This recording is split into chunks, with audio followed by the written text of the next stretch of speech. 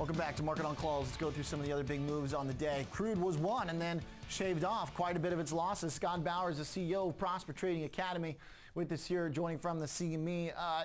Quite a little run here in turnaround in crude oil, even more so than what we see in stocks, which are also coming back and paring off some losses. No doubt about it. And again, I think this was a pretty big overreaction in the marketplace because of the volatility, all the uncertainty here, and almost a perfect storm this morning in crude. And then we got down to that just under 57 level. And like you said, Oliver, big turnaround. And you know, I wouldn't call it a big rally, but certainly a push back towards 60, which, you know, I think that is a safe bet. 60 plus in the next week. I think this whole drop that we've had over the last few days, going back to last week, well overdone. Very much overdone. All right. Now, are you talking markets overall, crude oil specifically, Scott? Yes and yes. Mostly crude I was just talking about. Okay. I also think that the big sell-off right here, I do think it's overdone.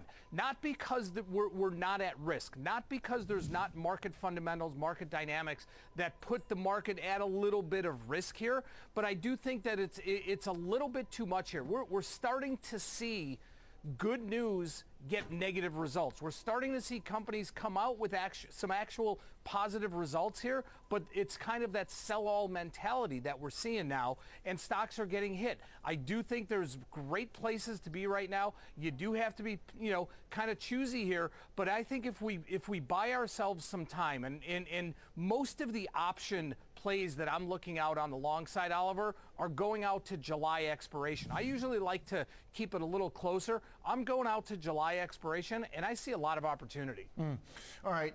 So firstly, what's the good news that you think, Scott, that says, look, we're ignoring this and we should be paying more attention? I mean, aren't there still some pretty big kind of gaps between what the market is expecting to happen from monetary policy and more? I mean, does that stuff go away, or are you just saying on a shorter-term basis, look, we need to have a couple days of positive moves? Well, I think short term we're going to see a few positive moves, and I hope they're not explosive moves. That's not what I want to see. I don't want to see, you know, we come in and S&Ps are up 35 or 40, you know, just because we've got some sort of headline news. I want to see just a little bit of leveling off here, but I do think that ahead of G20 in 3 weeks, I do think things are going to start to materialize. I'm totally in the camp right now that China has played Trump's cards. I really believe that. And the people surrounding the president, in my opinion, and obviously I'm not on the inside there in Washington, the people surrounding him are starting to get a little bit nervous and want to get this thing righted before we start getting any closer to elections, before we start seeing, you know, any of these midterms come about, because you know what? Washington can't hang its hat on the stock market anymore, and that's where they've been. So what's going to help turn that around? Yes, it's not a fundamental thing, but some sort of potential resolution with China is going to help turn that around. All right, interesting. Now, coming back to the option strategy, walk me through where you see the most potential on volatility right now. It sounds like you're looking with some pretty solid duration to trade within.